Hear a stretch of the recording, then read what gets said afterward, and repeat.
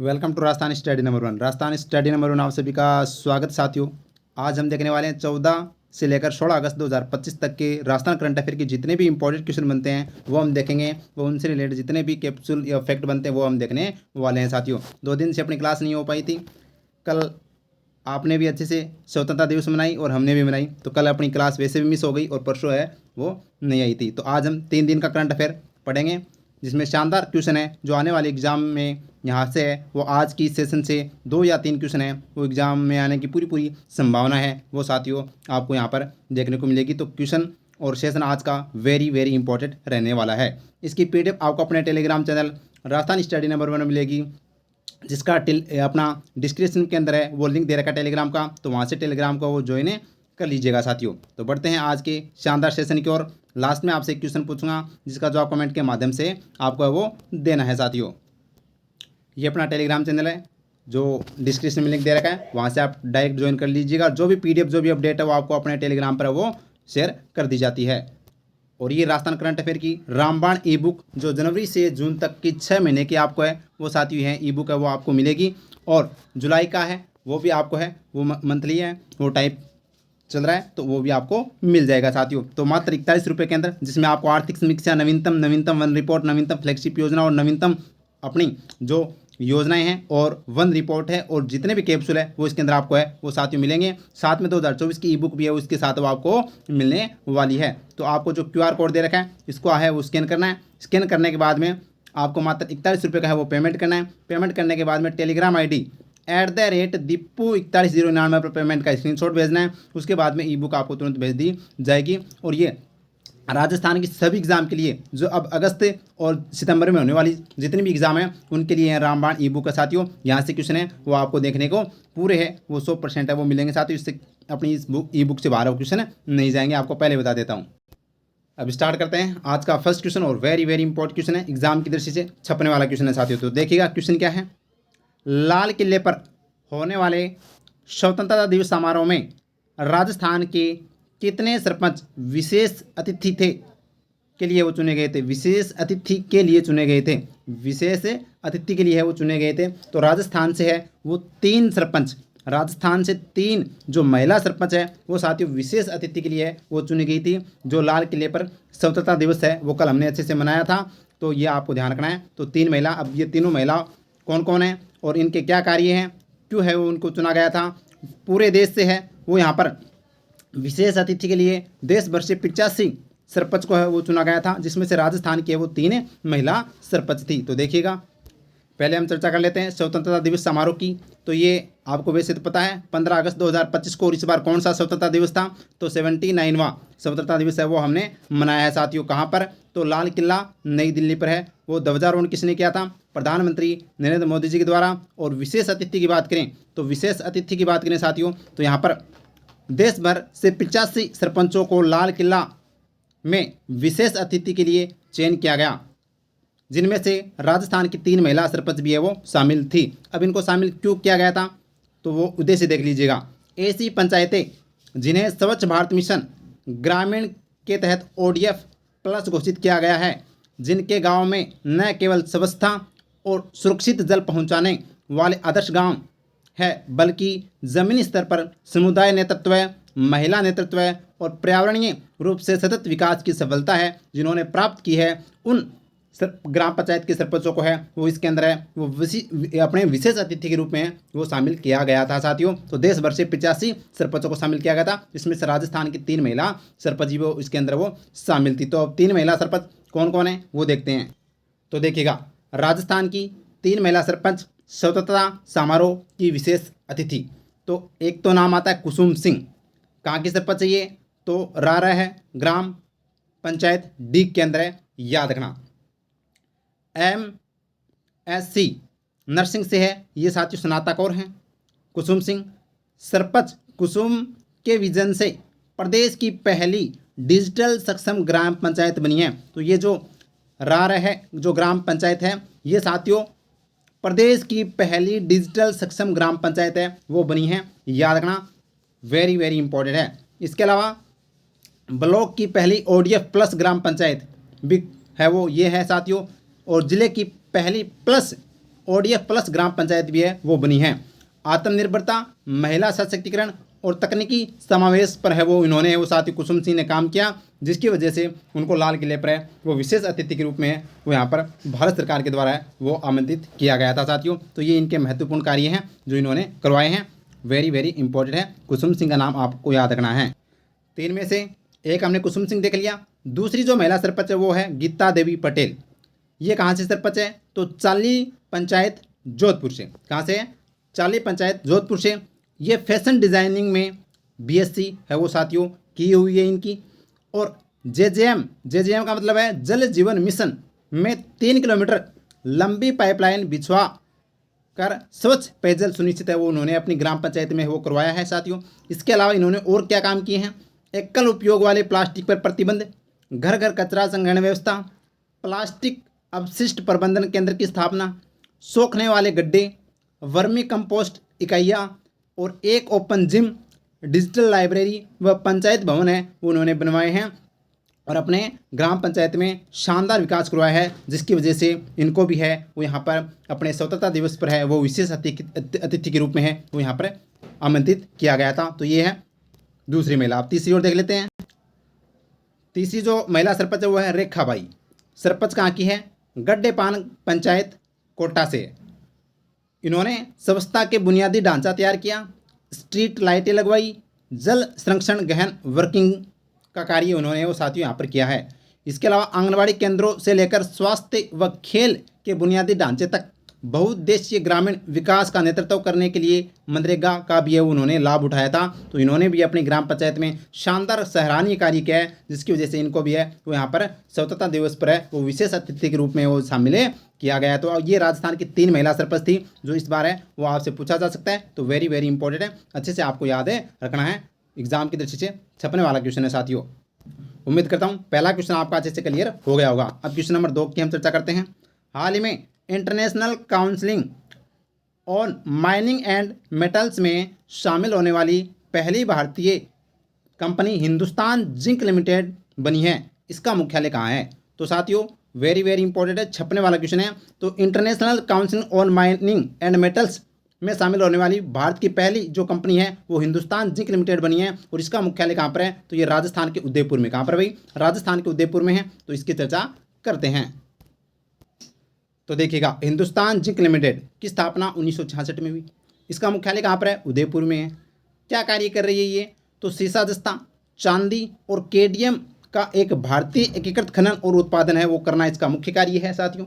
अभी ये चर्चा में क्यों है? क्योंकि हाल ही में अंतर्राष्ट्रीय खनन एवं धातु परिषद इंटरनेशनल काउंसिल का माइनिंग एंड मेटल्स में शामिल होने वाली प्रथम भारतीय कंपनी बन गई है। तो ये आपसे पूछा जा सकता है और ऐसे ये भी आपको ध्यान रखना, एग्जाम में सीधा क्वेश्चन पूछ लिया जाता है कि हिंदुस्तान जिंक लिमिटेड की स्थापना कब हुई थी? तो 1966 में हुई थी, सितंबर 1966 में। तो ये भी आपको ध्यान है रखना है, जो उदयपुर के अंदर है। अब हाल ही में इसको है वो साथियों यहाँ पर इसके अंदर है वो अंतर्राष्ट्रीय खनन और धातु परिषद में इसको शामिल कर लिया गया है, जो भारत की पहली कंपनी है।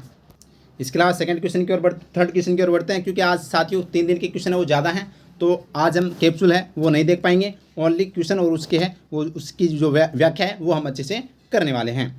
नेक्स्ट क्वेश्चन देखिएगा, राज्य स्तरीय एट होम समारोह में मुख्यमंत्री बजला शर्मा द्वारा राज्य का सर्वश्रेष्ठ सरपंच का अवार्ड किसे दिया गया है? वेरी वेरी इंपॉर्टेंट छपने वाला क्वेश्चन है साथियों। मैं कह रहा हूँ आज का सेशन आपका है वो नंबर दिलाकर जाएगा आज का सेशन, ठीक है? तो सेशन को लास्ट तक देखना और जो लास्ट में आपसे क्वेश्चन पूछूं उसका जवाब भी आपको देना है।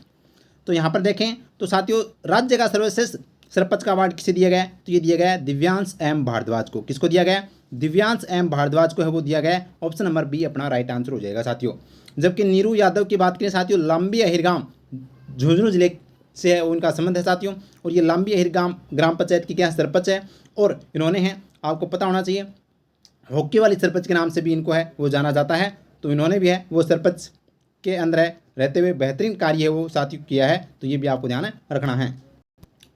तो देखिएगा, दिव्यांश एम भारद्वाज सरपंच की बात करें तो आवा ग्राम पंचायत टोंक के हैं साथियों। ये तो कहाँ के सरपंच हैं? तो आवा ग्राम पंचायत है जो टोंक जिले में, वहाँ के ये सरपंच हैं दिव्यांश एम भारद्वाज। पढ़ाई की बात करें तो उन्होंने स्विट्जरलैंड से MBA करके वो साथियों सरपंच बने हैं। तो यहाँ पर एजुकेटेड सरपंच है ये, ऐसी बात नहीं है, अनपढ़े नहीं है। और इसीलिए जो पढ़े लिखे होते हैं पढ़े लिखे युवा होते हैं वो अच्छा अपना है वो कार्य करते हैं अपने क्षेत्र के अंदर। तो इसीलिए आपके अंदर भी इस बार जो ग्राम पंचायत के चुनाव होंगे तो आपको है वो अच्छे से देखना है कि कौन पढ़ा लिखा है, कौन ईमानदार है और कौन है वो मेहनती और कौन काम करवा सकता है। तो उसको ईमानदार और पढ़े लिखे को है वो आपको वोट डालना साथियों, न कि आपको किसी के कहने पर। ठीक है, आगे देखिएगा। चर्चा की बात करें तो स्वतंत्रता दिवस पर मेहरानगढ़ में राज्य स्तरीय एट होम समारोह में मुख्यमंत्री बजलाल शर्मा द्वारा राज्य का सर्वश्रेष्ठ सरपंच का अवार्ड है वो साथियों इनको दिया गया है। याद रखना भाई, वेरी वेरी इंपॉर्टेंट है। तो राज्य का सर्वश्रेष्ठ सरपंच का अवार्ड किसको दिया गया? दिव्यांश एम भारद्वाज को।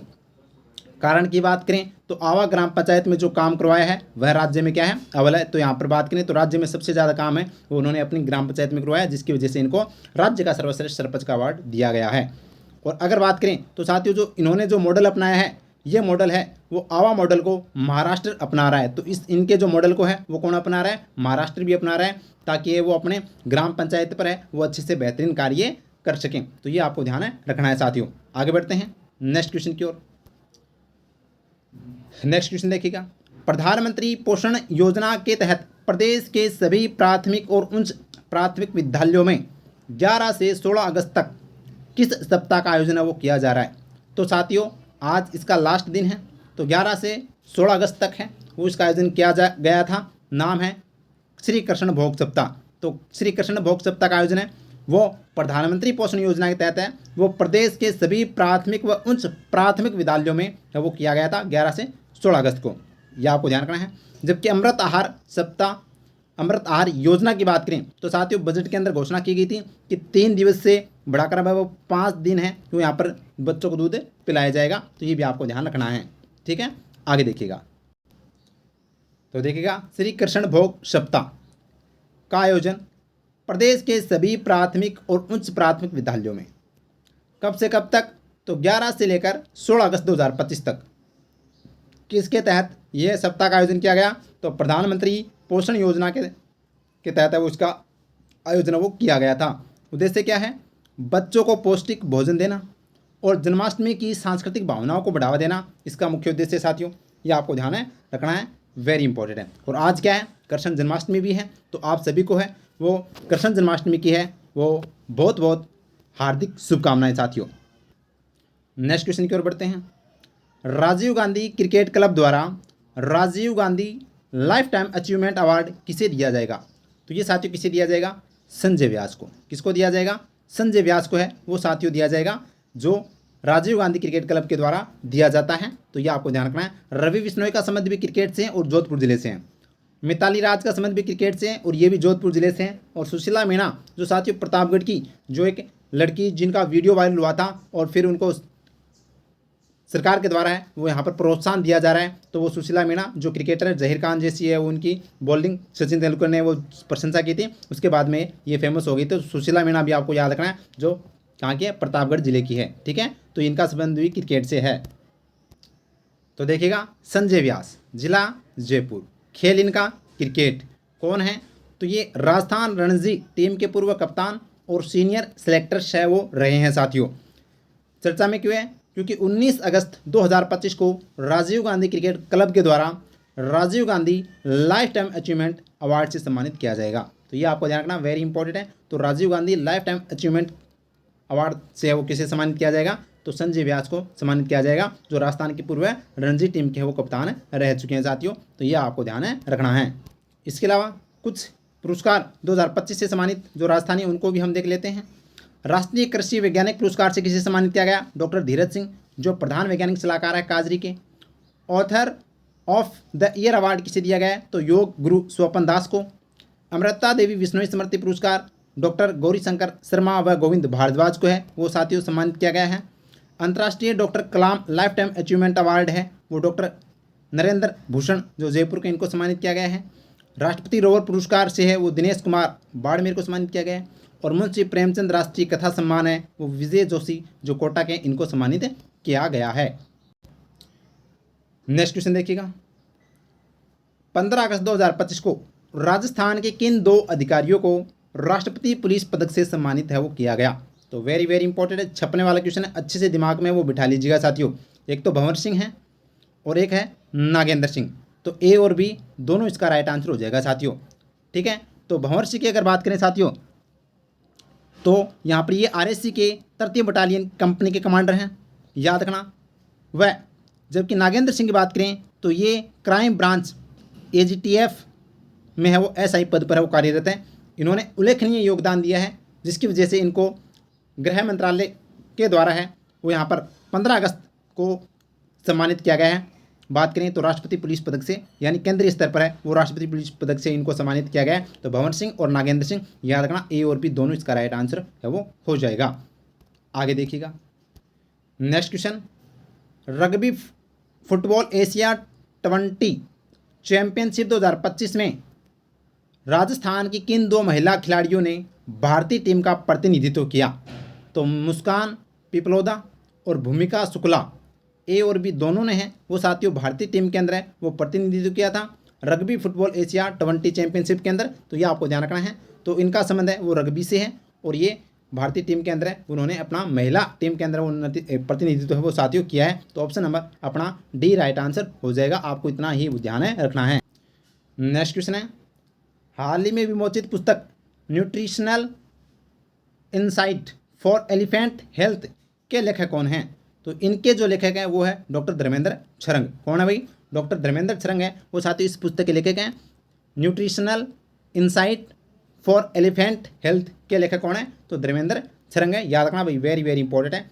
पूनम चंद गोदारा आप अच्छे से जानते होंगे साथियों, हाल ही में है वो इनको कौन सा अवार्ड मिला है? राजस्थानी भाषा का साहित्य युवा पुरस्कार वो इनको दिया गया है और अंतःश्रय आंगणे के लिए। सत्येंद्र छिपर इनको भी है वो साथियों, इनकी पुस्तक का नाम क्या है आप कमेंट के माध्यम से बताइएगा। तो ये आज के प्रमुख क्वेश्चन थे जो हमने साथियों देखे हैं और ये आज का प्रश्न आपके लिए है, कमेंट में इसका है वो आंसर आपको बताना है। निम्नलिखित कथनों पर विचार कर सही विकल्प आपको है वो चुनना है साथियों। कथन ए है, देश की पहली motor bike animal ambulance Jaipur में शुरू की गई जिसका संचालन पशुपालन विभाग द्वारा किया जाएगा। कथन बी, एनिमल एम्बुलेंस को होंडा कंपनी ने तैयार किया है जो सड़कों पर घूमने वाले बेसहारा घायल पशुओं का निःशुल्क इलाज किया जाएगा। तो ये आपके लिए 2 कथन हैं, इनमें से कौन सा सही विकल्प है वो चुनना है। ऑप्शन ए दे रखा है केवल कथन ए सत्य है, ऑप्शन बी दे रखा है कथन ए और बी दोनों सत्य हैं, ऑप्शन सी दे रखा है ए और बी दोनों असत्य हैं, ऑप्शन डी दे रखा है केवल कथन बी सत्य है। तो कौन सा इसका राइट आंसर है कमेंट के माध्यम से वो आपको बताना है। सेशन अच्छा लगा है तो लाइक कीजिएगा और ज़्यादा से ज़्यादा है वो क्लास को शेयर कीजिएगा और पहली बार अपने परिवार के साथ वो जुड़े हैं तो सब्सक्राइब करना भी न भूलें। बढ़ते हैं, थैंक यू। आज का सेशन है वो कंप्लीट होता है। जय हिंद, जय भारत माता की।